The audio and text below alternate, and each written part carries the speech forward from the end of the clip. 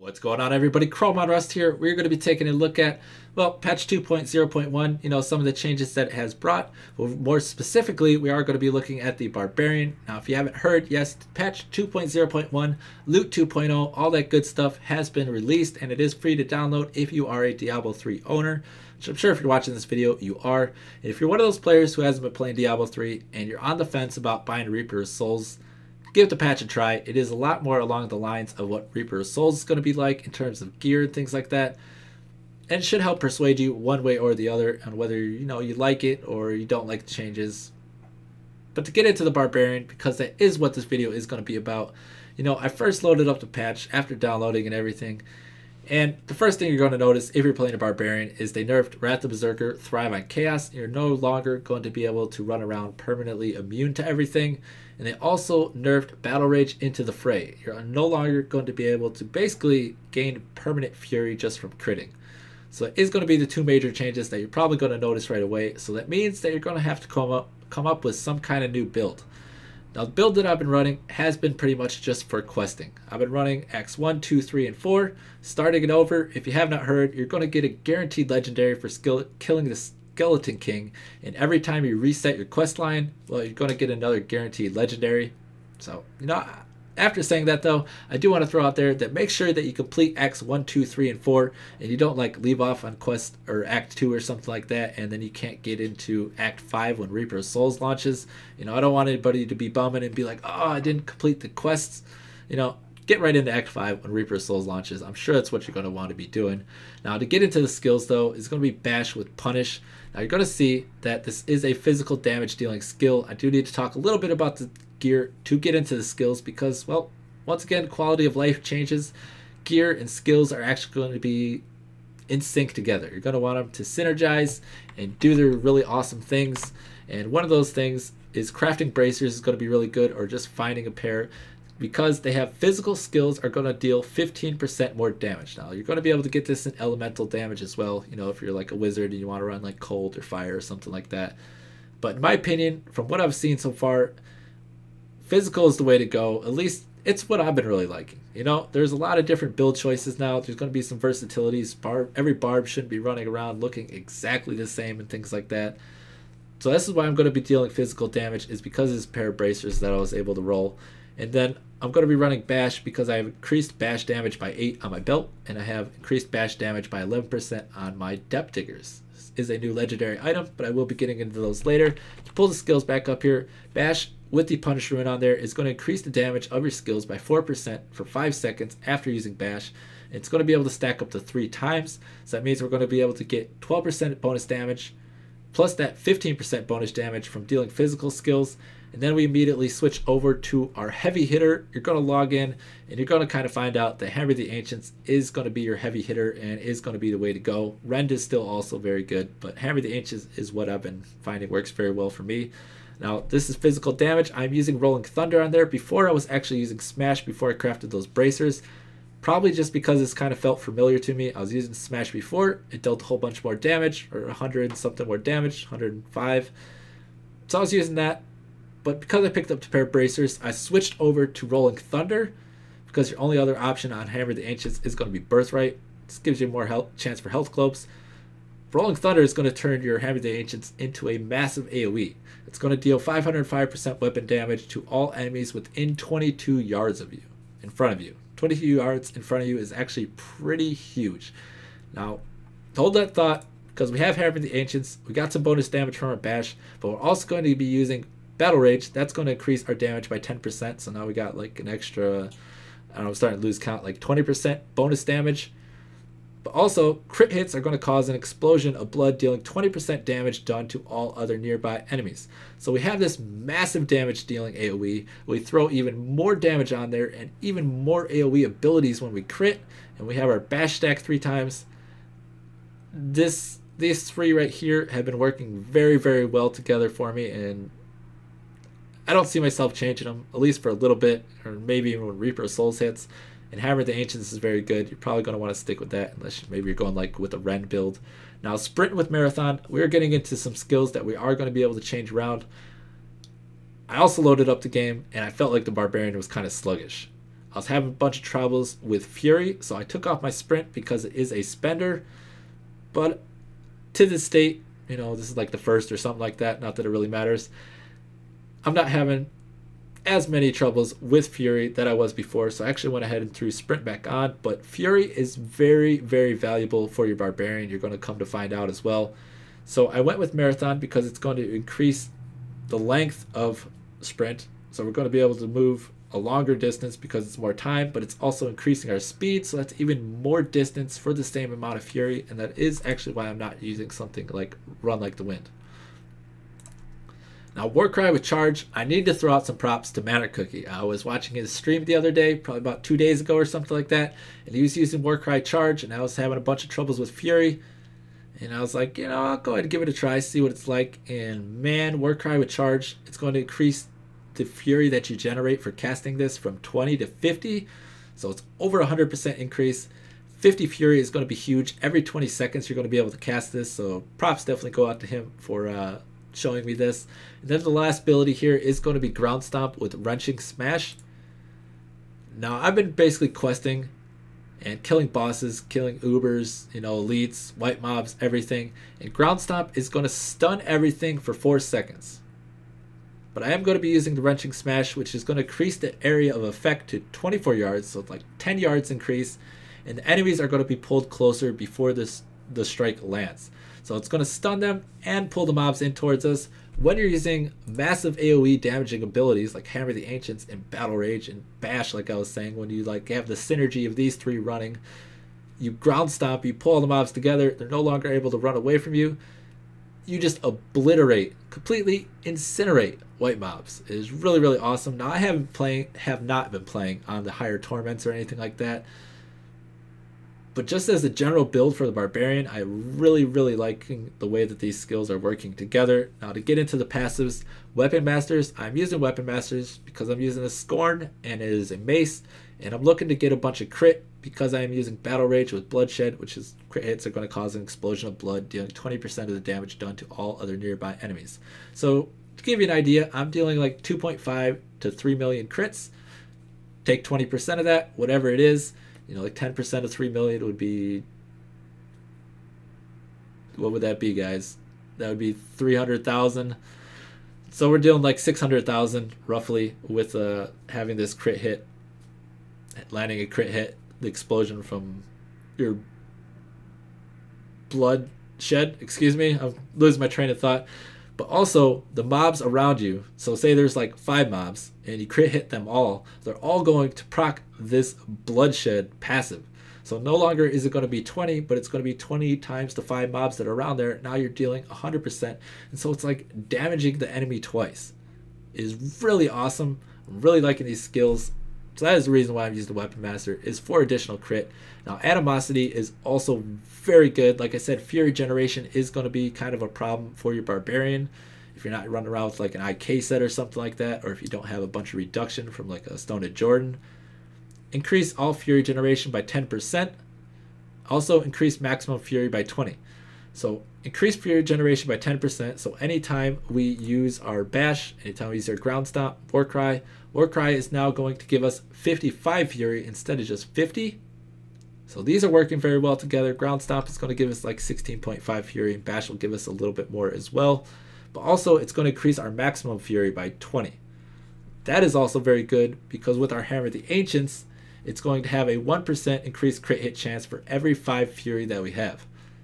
So those 20 additional Fury points is actually going to be 4% additional crit chance, which is once again going to give us more proccing on our Battle Rage. Build's working out really well for me. I've really been enjoying it. Go ahead and give it a try. And the last passive, before we get into the gear and everything else, is going to be really, really optional, Unforgiving. You could throw up like Brawler or Ruthless. Those are very good. I'm using this because I did choose to use Sprint, and I feel like having Fury to go from one zone to the next is really, really vital. So I want to be able to sprint when I need to, but also I want to have my Hammer the Ancients ready and waiting with some backup Fury whenever I do encounter a pack. I don't want to just run into a pack, have to bash them a bunch. I am going to bash them 3 times, but then I'm going to start hammering away because I am going to have Fury already. So it's been working out pretty well for me. So I want to briefly go over the gear, but I wouldn't necessarily call this like a gearing guide because, well, I did not build this gear set with these particular skills in mind. No, it's just items that I've carried over from 1.0.8 and a few that I've upgraded from patch 2.0.1. So they may not be in complete harmony together, but they are working very well with each other. So I'm going to start at the helm, work my way all the way down to the boots. So the Memfo, everybody pretty much knows them. If you could afford one with crit chance, they are still going to be the helmet that is reigning supreme as far as I've seen. Now, not in terms of toughness, but in terms of damage, as far as I've seen, these are still reigning supreme. But I haven't seen all the new legendary helmets or anything like that. So, you know, there's still a lot of things that I'm trying to figure out with this game as well. Now, the next item is going to be very budget. You can craft one yourself. I recommend crafting shoulders and bracers. And if you don't have a good pair of gloves from 1.0.8, I would also craft those. But your shoulders here, I got a high primary stat on there, which you're going to always be able to do because you're going to want to craft the Archon pieces. So go for your primary stat. I got vitality and all resist on there, which is great. A bunch of tank stats.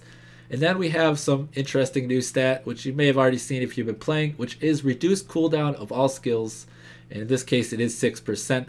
So our things like our Warcry and our Ground Stomp, their cooldowns are actually going to be reduced. So I feel like this is a quality of life change to Diablo. Now, I'm not saying that on this particular build that cooldown reduction is awesome yet.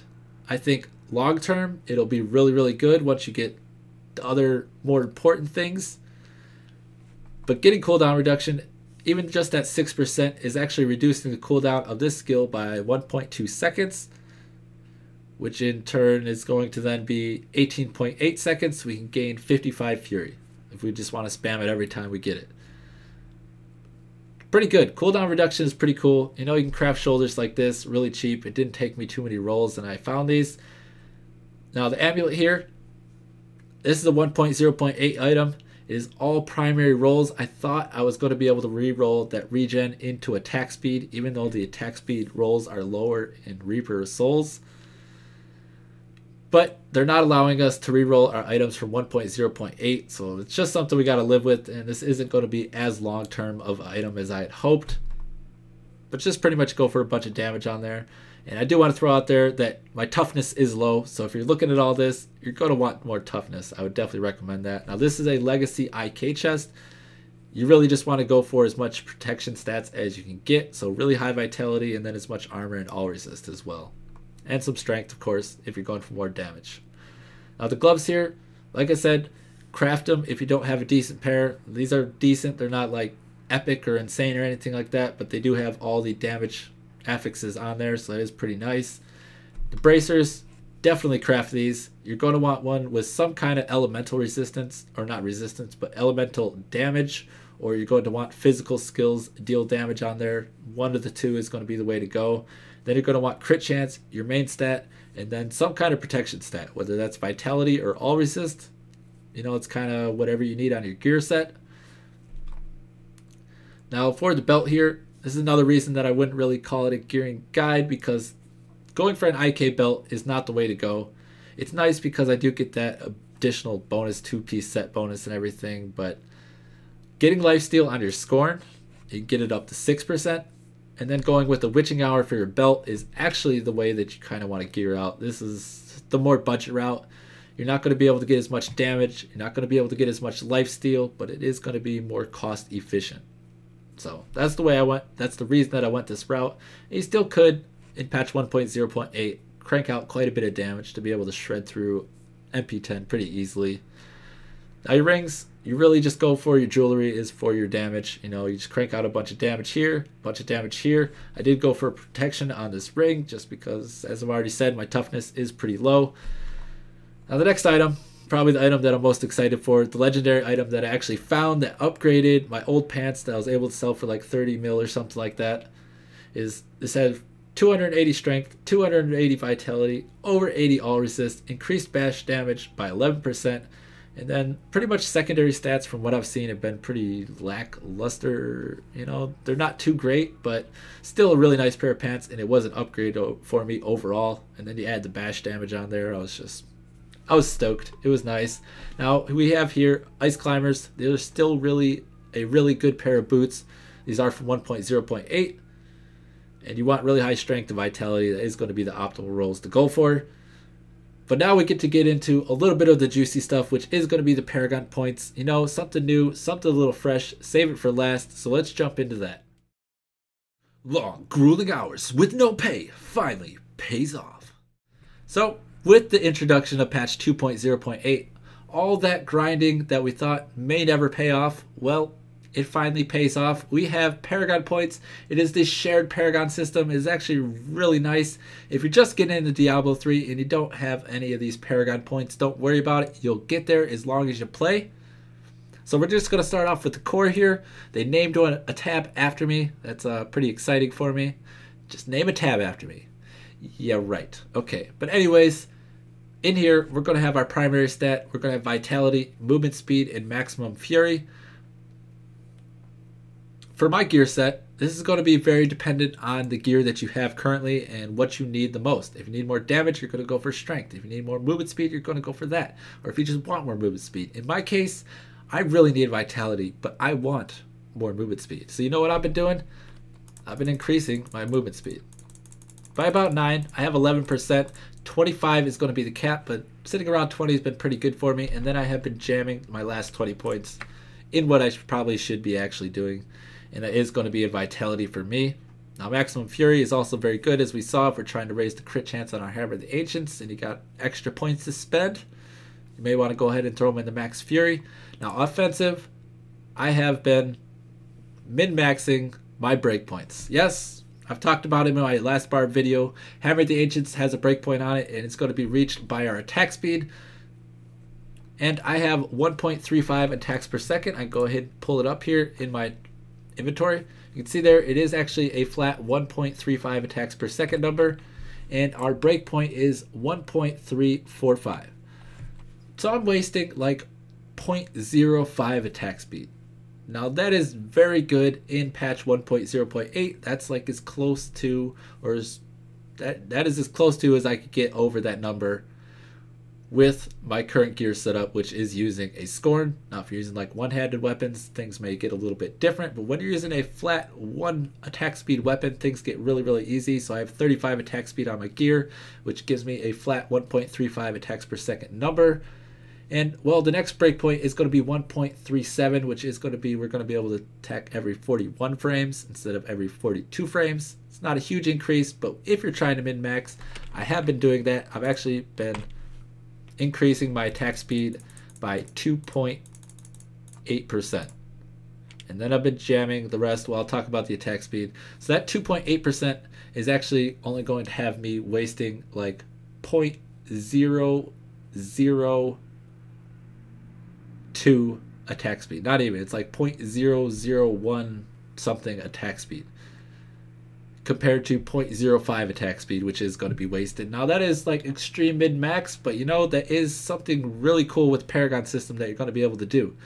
Now the other one's cooldown reduction is very good, especially for some classes. I don't feel like it's mandatory with this build.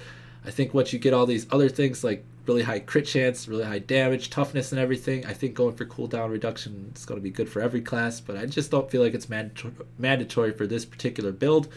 Now, you want your crit hit chance and your crit hit damage at like 1 to 10 ratio. This is pretty much what everybody says. Everybody is in agreement on this.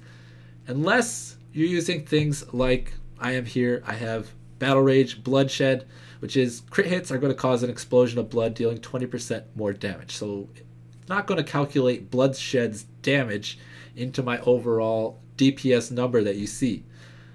So maybe going for crit chance may actually be more damage for you, even though it says it's not.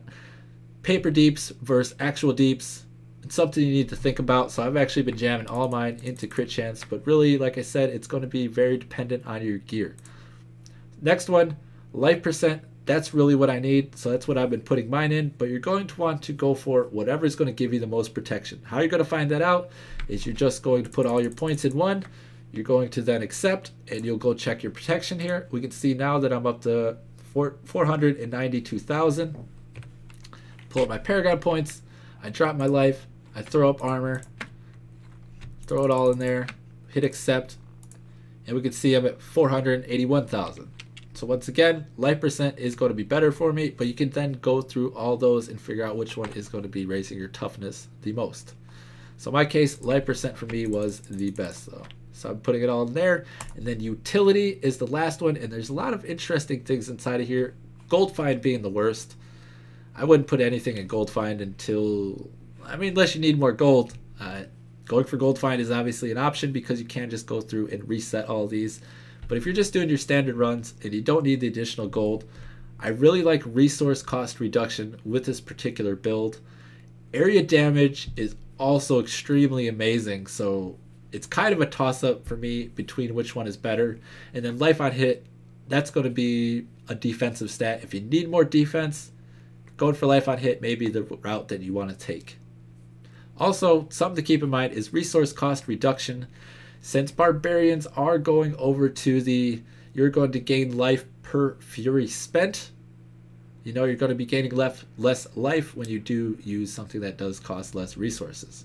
So it is something to keep in mind.